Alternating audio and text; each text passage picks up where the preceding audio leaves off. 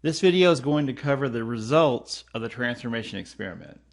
Now, the previous video, you have to watch it. Person went through the whole experiment.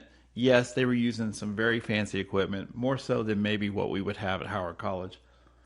But you went through all these steps. You had the two tubes, the plus and the minus, and you saw that in the video. They were on the ice. You then, and basically at that portion of the video, they contained the transformation solution, which you would have halved and put in each tube, a plus and a minus. They're on ice. You saw that. At some point, you're going to add the bacteria to both tubes. And I know I've gone through this. And then you would actually add the plasmid DNA only to the plus vial. You stored it on ice. You labeled the tubes. You then did the heat shock method. Now, that was a key step in the entire exercise. To go from ice to a water bath or a warm environment back to ice is called heat shock. Now, what does that do? This is in the outline. So this diagram, I'm going to make it a little smaller. This is supposed to represent an E. coli cell. Here are all the plasmids that in the positive tube, they're floating around the E. coli cells that are sitting in the transformation solution. And the transformation solution, by design, is supposed to make this cell more permeable to be able to put it into a state to accept what's called donor DNA. Now, here are the plasmids, and you see there's one actually going into the cell, and that's what the heat shock part was supposed to do. Going from cold to hot back to cold again was hopefully going to force that plasmid inside of the E. coli cells, and then they would transcribe and translate the genes that were on the plasmid. And there were two genes. One was for beta-lactamase, which is the antibiotic resistance part. That's an enzyme that breaks up ampicillin. And the other gene was for the green fluorescent protein. And you got to remember, the green fluorescent protein is only activated if there's a ribose in the medium. That's the only way that it's activated. So to go back, and there was the heat shock, there was the adding of luria broth, which is a growth medium. They were spread on the plates, and then they were incubated. That was a dramatic conclusion of video number 2. So now let's go through the results. And I want to point out a couple of things. In this paragraph in your outline, it says, in this case, the pigoplasm has been genetically engineered to carry the GFP gene. That's the one that's going to make it glow green, which codes for a green fluorescent protein. And the BLA is the gene for beta-lactamase, which is an enzyme that breaks up ampicillin. Now, under this diagram, selection of cells that have been transformed by the piglo gene is accomplished by growth on the ampicillin plates. Transformed cells will appear white. It's called the wild type phenotype. Don't worry about that. Not containing arabinose. The fluorescent green under UV light when arabinose is included in the nutrient agar medium. Yes, the green fluorescent protein is only turned on if there is sugar or arabinose in the medium that's growing in. So we're going to go through all the results. Now, here are some statements. What is transformation? It's a process in which competent bacteria cells pick up DNA from the environment and make use of the genes that it carries. Here are some that undergo it naturally. What is meant by the term competent? The term competent refers to making cell membrane and cell wall permeable to external DNA. The cell is in a state to accept donor DNA. What is the term recombination? That refers to cells that take in DNA from an external source and they incorporate it into their own chromosome or genome, in other words, and then it's then just transcribed and translated. In this case, the new cells were carrying the new genetics from the piglo gene. What is a plasmid? It's a single circular piece of double-stranded DNA. I covered that earlier. How does the antibiotic resistance gene contribute to a successful transformation experiment? Because it allows you to select the cells or see the cells that actually are transformed. Normally, E. coli will not grow in the presence of ampicillin. So this experiment, all the steps we followed, hopefully we transform the cells and now they will grow in the presence of ampicillin. So that's why it's included on there. That way you know that the cells are transformed, that it actually took place. How are you going to know? If you do an experiment with anything else, you're not going to know. This allows you to do that. What is the purpose of the pGlow gene in this experiment? Well, it's to show that not only do you have the ampicillin resistance gene, but you have both genes on the pGlow plasmid being expressed, and they would actually glow green. Now, I gave you actually access to these pictures. This would be the results of our experiment. Here's one. Now, this is a really good one. It looks just like out of our lab. See the LB-AMP plus. Here's the LB-AMP negative. Here's the LB-AMP-ARA with the plus. This has the sugar on it. And then here was the LB plate, which is called a control. You can see growth here, and the little dots are colonies. That's not cells. Those are bacterial colonies. 1 million per colony. Growth here, and this is called lawn growth, when it's just covered and you can't see the individual colonies. That's lawn growth. And you can see no growth here. This experiment, when they did this, worked perfectly.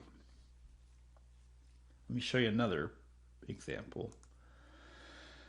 Now they did this weird. This is all three of the abbreviations. This is A plus. This is the LB-AMP. This is the LB-AMP-ARA plate. This is the these both are positive. This is the negative, and then this is the negative.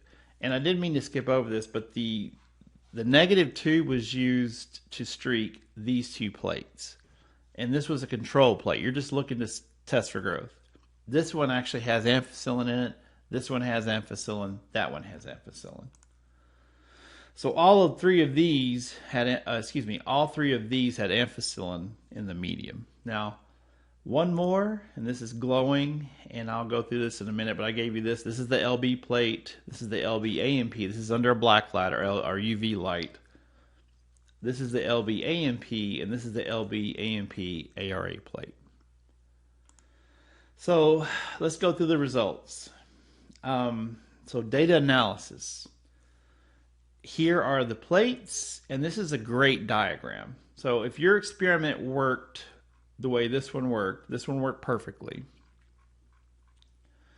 Is there growth on the positive pGlow LB-AMP plate? And you can see here, that's a yes. You can also see it there. In fact, let me go back.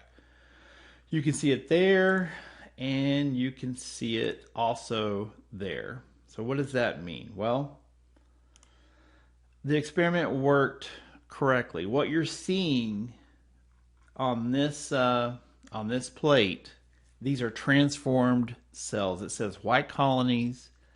Normally, if you had ampicillin in the media, or the agar in this case, it would have killed the E. coli. So what you have here are cells that took in the plasmid, and not all of them did. They took the plasmid across, and they're expressing the beta-lactamase gene. That's what's allowing them to grow on this agar medium. The ones that didn't take in the plasmid were killed. Because there would have been a lot more. It would look like this over here. You can see there's individual colonies. The transformation rate is not 100%. Now, this plate that's glowing, so it would look like this right here. Oh, let me go back. It's going to look like that when there's no black light. But you can see the cells growing there. There is ampicillin in this medium also, and these came from the pot. This was the vial that had the plasmids inside of them. Yes, they're growing in ampicillin, but then when you put them under a UV light or black light, they're going to glow like this. This has lurea broth, ampicillin, and arabinose. And the way that the pGlow plasmid is designed, the green fluorescent protein gene is only activated if there's arabinose in the agar. You notice this plate the colonies are not growing. Even though these both are positive plates, they both got the plasmid. The reason this one's not glowing, because there was no arabinose in the agar medium. So that GFP gene was not activated. This plate has two genes being expressed. This plate only has the beta-lactamase gene being expressed. The no growth on this one, the negative P glow, why is there no growth there? Well, it had ampicillin. These were the cells during the experiment. If I can go back, and I don't want to bounce too far back and forth. Remember, there was a point where you added the plasmids to the positive vial, but the negative vial here, did not get them. So these are just regular E. coli cells. So, of course, when you plate them on agar that has ampicillin, they're going to be killed. And you can see that there's no growth. You can see that on that plate. There's no growth. Why? Because they're killed by ampicillin. Because look, this plate here has lawn growth, but what this one does not have is the ampicillin. So you have an organism that's capable of growth. You can see it growing right there. But this plate with the ampicillin, and they were not exposed to the plasmid to get the antibiotic resistance, this plate was killed. Same here. Their negative plate with the ampicillin is clear. So that's a perfect experiment. And then this plate, it says bacterial lawn growth. This was the plate that just had luria broth. It did not have ampicillin or sugar, and it's just testing for growth. You took some E. coli cells, you spread it around, and they grew on a general media, which is what it's supposed to do.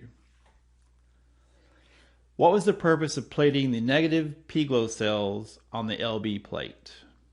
The purpose was to act as a control. That way, you can tell that you have an organism that's healthy and growing.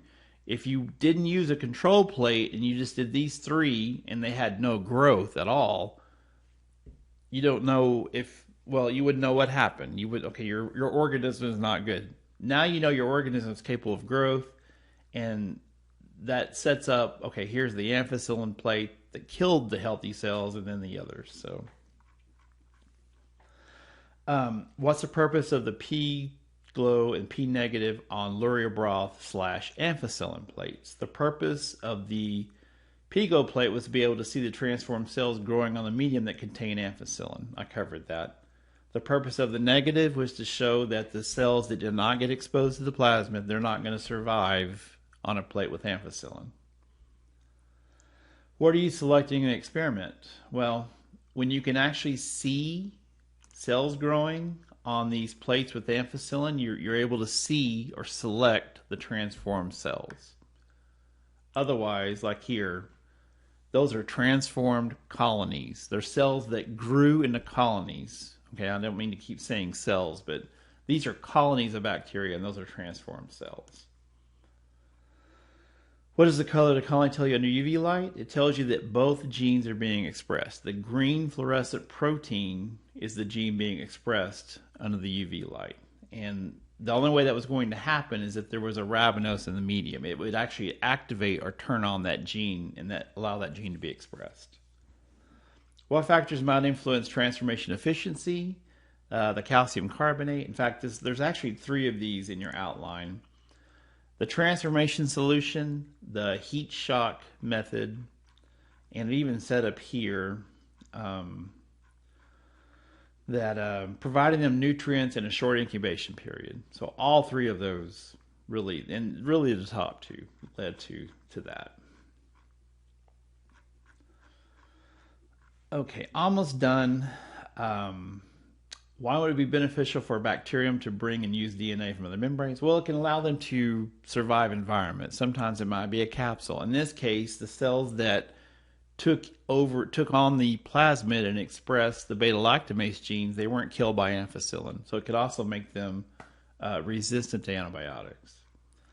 So these questions we just answered. What are the purpose of the ampicillin in the Petri dishes? Well, it was there so that you could actually see transformed cells. The ampicillin was there. It kills E. coli. And if you're putting in a plasmid that has the antibiotic resistance gene, it allows you to select the transformed cells. So you can see if your experiment actually worked. The purpose of the arabinose was to activate the green fluorescent protein gene. That's why it was there. If there was no arabinose in the medium, that GFP gene would never be activated. It's designed that way.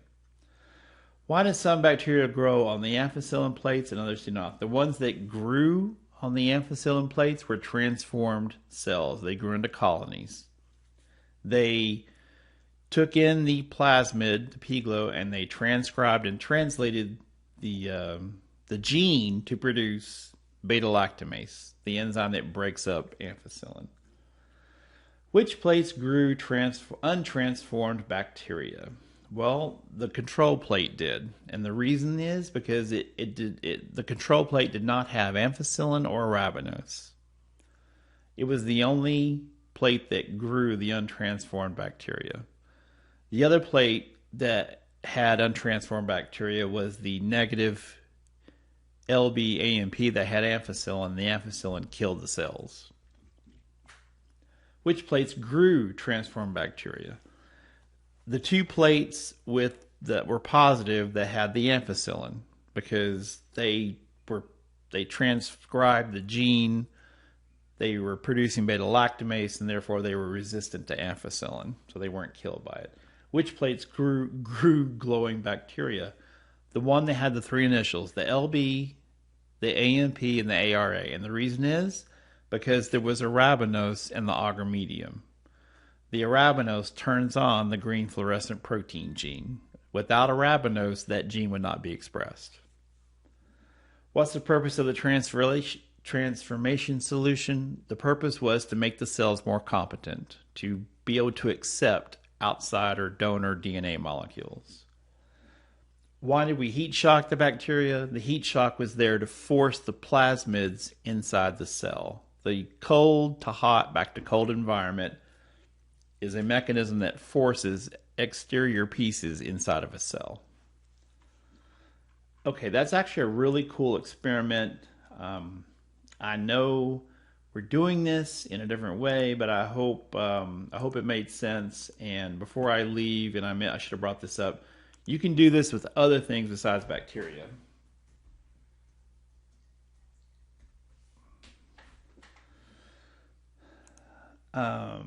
Yeah, people have, this is legit. Look at that.